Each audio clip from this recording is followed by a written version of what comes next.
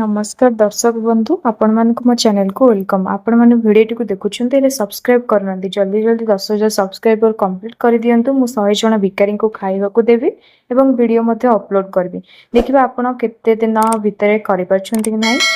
दया करी चैनल को सब्सक्राइब करी वीडियो को शेष जाय देखंतु। आजिर प्रथम खबर राजधानी भुवनेश्वर आलू और पियाज दर नियंत्रण पर राज्य सरकार कड़ा पदक्षेप नेउछन्ती। खुचरा व्यवसायी माने जदि आलू को 12 टंका अधिक दर रे बिक्री करती तेबे सेमानक विरोध में जेल सहित कड़ा कार्यानुष्ठान हेबो बोली सचेतना करा जायछि।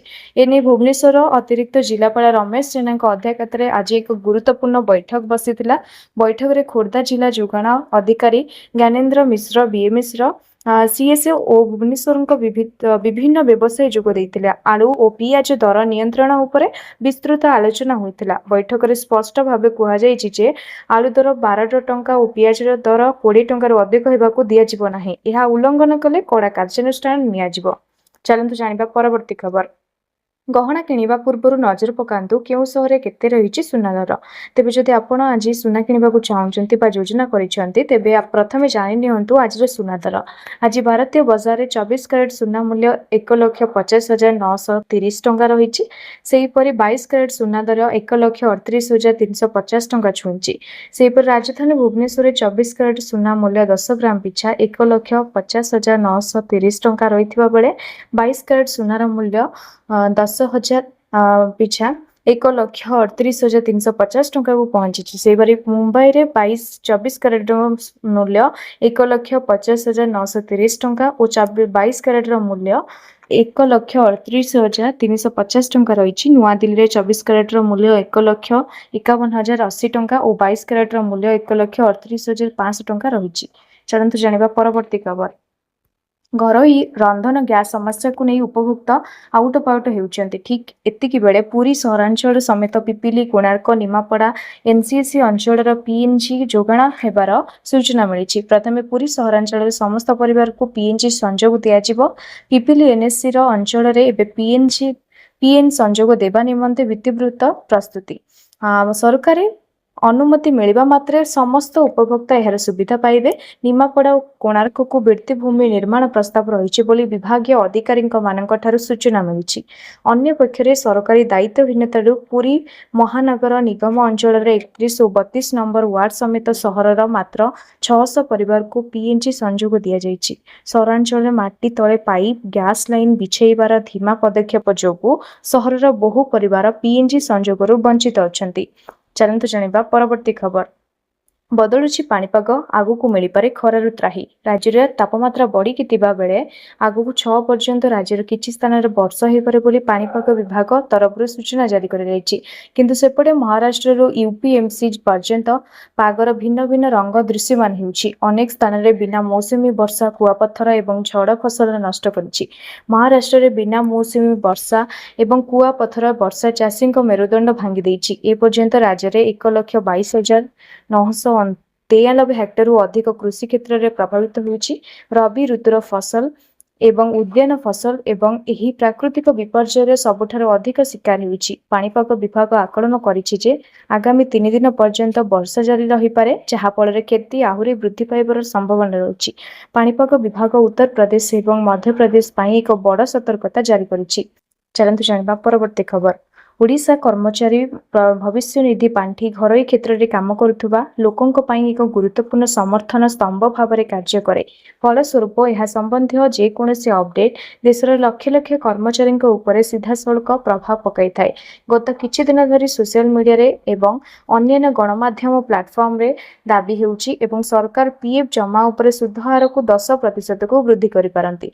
वर्तमान सुध हार 8.25% वृद्धि करे जाय पारे बोली अनुमान कर जाउथला। किंतु सरकार निजे एबे एही रिपोर्ट रो समाधान को करी एही प्रतिक्रिया करिसेंती। चलंतु जानिबा परवर्ती खबर। मार्च आरंभरू देशर अनेक राज्य में ग्रीष्म प्रभाव अनुभूत हो सारी। दिनर तापमात्रा उल्लेखनीय भाव में वृद्धि पाउछि। भारतीय पाणीपाग विभागर तीव्र ग्रीष्म प्रभाव परिस्थिति पूर्वानुमान अनुଯାयी ओडिशार सरकार राज्यर समस्त कॉलेज एवं विश्वविद्यालय पई ग्रीष्म प्रभाव परिचालन पई एक मानक कार्य प्रणाली जारी करिछि। एहा भितरे सकाळुआ स्कूल पई गणशिक्षा विभाग निर्देश दैछन्ति। ग्रीष्म छुट्टी हेबा पर्यंत सकाळुआ स्कूल हेबो। दिन 6 ରୁ 10ଟା 3ଟା जाए क्लास रहिबो बोली निर्देश देइछन्ती गणशिक्षा विभाग। बढ़ुथिबा तापमात्रा को नै ही एही सूचना दिया जाइछि। एने समस्त जिलापालको सूचना दिया जाइछि। एहा समस्त घरई एवं स्कूल रो सरकारी स्कूल पई लागू हेबो। चलंतु जानिबा परवर्ती खबर। आज सुना एवं रूपा बजार एक बड़ हार्स देखा मिली जहाँ निर्देशक एवं कीर्त उभयंक मध्य उत्साह सृष्टि करिछि। मूल्य हार्स पाउथिबा बेले सुना मूल्य एक बड़ हार्स रेकर्ड करा जायछि। विवाह ऋतु पूर्व हार्स को एक क्रय सुजोग भाव में देखा जायछि। चलंतु जानिबा परवर्ती खबर। खरीफ धान किणारे राज्य सरकार 7 दिन वृद्धि करिसेंती। एने सूचना देइचंती केंद्र जोगाण मंत्री कृष्ण पात्र। मार्च 31 रे खरीफ धान किणा अवधि शेष होइतिला, हेले एबे भी अनेक चाषींक धान किणा होई नथिबारु राज्य सरकार एभली निष्पत्ति नेइचंती। ओडिशा सरकारक पक्षरु चाषी मानक हित को दृष्टि रे रखी धान किणा अवधि को आउ 7 दिन पय वृद्धि करा जायछि। चाषींक स्वार्थ रखिबा पई एवं सेमाने जेपरि अभावी बिक्री रो शिकार न होंती सेति पई खाद्य जोगाण और खाउटी कल्याण विभाग एही समय सीमा को बढ़ाइबा को निर्देश दैचंती। मार्च 31 परे एबे भी एही प्रक्रिया आउ 7 दिन पर्यंत जारी रहिबो। आउ चाषींक पाखरे वैध टोकन अछि, किंतु धान बिक्री करि पारि नाहंती सेमानकु प्राथमिकता दिया जिवो। जानबा परवर्ती खबर। राज्य में आरंभ होइछि कि उच्च माध्यमिक शिक्षा परिषद परिचालित युक्त 2 परीक्षा खाता देखा। प्रथम पर्यायर 151 केन्द्र में नियोजित 8285 जन अध्यापक खाता देखुचंती। प्रथम दिन में खाता देखार नियोजित सबू अध्यापक 5टी लेखाएं खाता देखिचंती बोली सीएचएससी रो वरिष्ठ अधिकारी सूचना दैछंती। सीएचएससी रो सूचना अनुसार मोट 3,96,592 जन छात्री परीक्षा देइछंती। 2टी पर्यायर खाता देखा आरंभ हेबो। मोट 25 लाख खाता देखा हेबो। एथिपय मोट 16,494 जन अध्यापक नियोजित हेबे। प्रथम ऑनलाइन और ऑफलाइन रो खाता देखा हेबो। 13 दिन जाए प्रथम पर्यायर खाता देखा हेबो। ऑनलाइन खाता देखा 75टी मूल्यांकन केन्द्र रे हबो। चलंतु जानिबा परवर्ती खबर। स्कूल समय परिवर्तन करा जाउछि एवं यह ग्रीष्म छुट्टी पर्यंत कार्यकारी हबो। ओडिशा सरकार राज्यर समस्त स्कूल रो सकाळे पाठपढ़ा आरंभ करने को निर्देश दैछंती, जहाँ छात्र छात्री स्वास्थ्य को दृष्टि रे रखी करा जाइछि। स्कूल गुड़िक सकाळ 6:30 रु आरंभ हेबो, सकाळ 10टा पर्यंत चलिबो। एही नियम समस्त सरकारी अनुमोदन प्राप्त एवं घरे स्कूल पई बाध्यतामूलक अटे। एही निर्देश मान आज ठारू कार्यकारी होइछि। चलंतु जानिबा परवर्ती खबर। राज्य में प्रदूषण नियंत्रण प्रमाणपत्र जांच आरंभ होइछि। टोलगेट पार कले मोटा अंकर ई चालान कटुछि। 1000 कि 2000 नुहे एका बेले 10,000 टंका जरिमाना मेसेज आसुछि। जरिमाना बाकी थिले जांच केन्द्र रे पीयूसीसी सर्टिफिकेट भी मिलुनी। प्रदूषण सर्टिफिकेट कषण रे कर्जरित हेलेनी राज्यवासी। पुणी भिड़ लगिलानी प्रदूषण जांच केन्द्र रे। गाड़ी चालकों को भय घारिलानी। आम मुंडरे 10,000 टंकार चड़क पड़बनी तो आगक स्थिति आहुरी संगीन हो पारे। तथापि पीयूसीसी जरिमाना रे मात्र कमाइबा को मन बढ़ाऊ नाहंती सरकार। 2 मास धरे प्रस्ताव को नहीं केवल तर्जमा चली। प्रस्ताव रे एह जाई मोहर बाजी पारिनी। चलंतु जानिबा परवर्ती खबर। झील जन्म हेले अकाउंट को आसीबो टंका। राज्य सरकार आज एक बड़ घोषणा करिसेंती। जन्म हेबार वर्षक भितर खाता को टंका आसीबा नै एसओपी आसीबो। ओडिशार झील मानक पई राज्य सरकार एक ऐतिहासिक निष्पत्ति नेइछंती। 2026 रु 27 आर्थिक वर्ष रे बजेट रे मुख्यमंत्री मोहन चरण मांझी कन्या सुमंगल योजना सूचना घोषणा करिसेंती। एही योजना रे झील मानक उच्च शिक्षा पई प्रोत्साहित करिबो और सेमानकर दीर्घकालीन आर्थिक सुरक्षा सुनिश्चित करने नहीं लक्ष्य रखा जाइछि। झील जन्म हेबार वर्षक भितर ता खाता को सरकार टंका पठाइबे। 21 वर्ष हेबा बेले को अकाउंट रे सरकार लक्षाधिक टंका दे सारिथिबे बोली सूचना मिलिछि। मुख्यमंत्री कन्या सुमंगल योजना झील मानक पाठपढ़ा को प्रोत्साहन देवा सहित सेमानक आर्थिक दृष्टि सशक्त करिवार एक अभिनव प्रयास।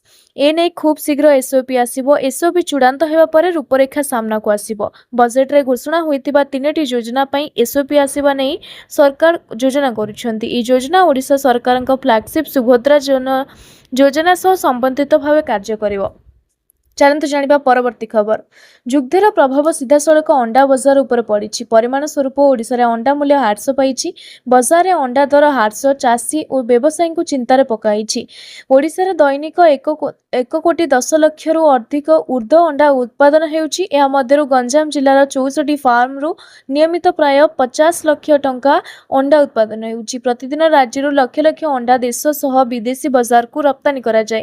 ପଶ୍ଚିମ ଏସିଆରେ ଲାଗି ରହିଥିବା ବିବାଦ ଯୋଗୁଁ ଏବେ ରପ୍ତାନି ଉପରେ ପ୍ରତିବନ୍ଧକ ଲାଗିଛି। ତେଣୁ ରପ୍ତାନି ସ୍ଥଗିତ ହୋଇଥିବାରୁ ଚାଷୀମାନେ ଅତିରିକ୍ତ ଉତ୍ପାଦନ ପରିଚାଳନା କରିବାକୁ ସଂଘର୍ଷ କରୁଛନ୍ତି। ଚାଷୀମାନେ ଏବେ ସ୍ଥାନୀୟ ବଜାରରେ ଅତ୍ୟନ୍ତ କମ୍ ମୂଲ୍ୟରେ ସେମାନଙ୍କର ଷ୍ଟକ୍କୁ ବିକ୍ରି କରିବାକୁ ବାଧ୍ୟ ହେଉଛନ୍ତି। ଯଦିଓ ଓଡ଼ିଶାରେ ଅଭାବ ହେଉଥିବା ଅଣ୍ଡା ଆନ୍ଧ୍ରପ୍ରଦେଶ ଓ ତେଲେଙ୍ଗାନା ହିଁ ପୂରଣ କରିଥାଏ, ମାତ୍ର ବିଦେଶକୁ ରପ୍ତାନି ହେବାରେ ସମସ୍ୟା ହେବାରୁ ସେସବୁ ରାଜ୍ୟର ବ୍ୟବସାୟୀମାନେ ଏବେ ଯୋଜନାର ବଜାର ଉପରେ ନଜର ରଖିଛନ୍ତି। ଚାଲନ୍ତୁ ଜାଣିବା ପରବର୍ତ୍ତୀ ଖବର। ରାଜ୍ୟରେ ତାତି ଅଚାନକ ବଢ଼ିଯାଇଛି। ବିଭିନ୍ନ ସ୍ଥାନରେ ପ୍ରବଳ ଗରମ ଓ ଗୁଳୁଗୁଳି ହେଉଛି। ଗୁରୁବାର 2 ସହରରେ ତାପମାତ୍ରା 40 ଡିଗ୍ରୀ ଟପିଯାଇଛି। ଅଧିକାଂଶ ସ୍ଥାନରେ ତାପମାତ୍ରା 38ରୁ 39 ଡିଗ୍ରୀ ପାଖାପାଖି ରହିଛି। ଆର୍ଦ୍ରତା ଦକ୍ଷିଣ ହେବା ଯୋଗୁଁ ଗୁଳୁଗୁଳି ନାକେଦମ କରୁଛି।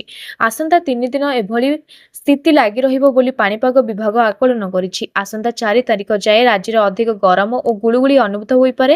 ଆର୍ଦ୍ରତା ଅଧିକ ହୋଇଥିବାରୁ ଗୁଳୁଗୁଳି ରହିବ। ଶୁକ୍ରବାର ବାଲେଶ୍ୱର, ଭଦ୍ରକ, କେନ୍ଦ୍ରାପଡ଼ା ଓ ଜଗତସିଂହପୁର କିଛି ସ୍ଥାନରେ ଗରମ ଓ ଗୁଳୁଗୁଳି ରହିପାରେ। 4 ତାରିଖରେ ବି ଉତ୍ତର ଓଡ଼ିଶାର କିଛି ସ୍ଥାନରେ ଗରମ ଓ ଗୁଳୁଗୁଳି ରହିବ। ଶୁକ୍ରବାର ଟିଟିଲାଗଡ଼ରେ ତାତି 41 ଡିଗ୍ରୀ ଛୁଇଁପାରେ। ବଲାଙ୍ଗୀର, ସୋନପୁର ଓ ଭବାନୀପାଟଣାରେ 40 ଡିଗ୍ରୀ ରହିପାରେ। ଶନିବାର ପଶ୍ଚିମବଙ୍ଗ ଓ ଓଡ଼ିଶାର ଅଧିକାଂଶ ସ୍ଥାନରେ ତାତି 40 ଡିଗ୍ରୀ ଛୁଇଁପାରେ ବୋଲି ଆଶଙ୍କା ରହିଛି।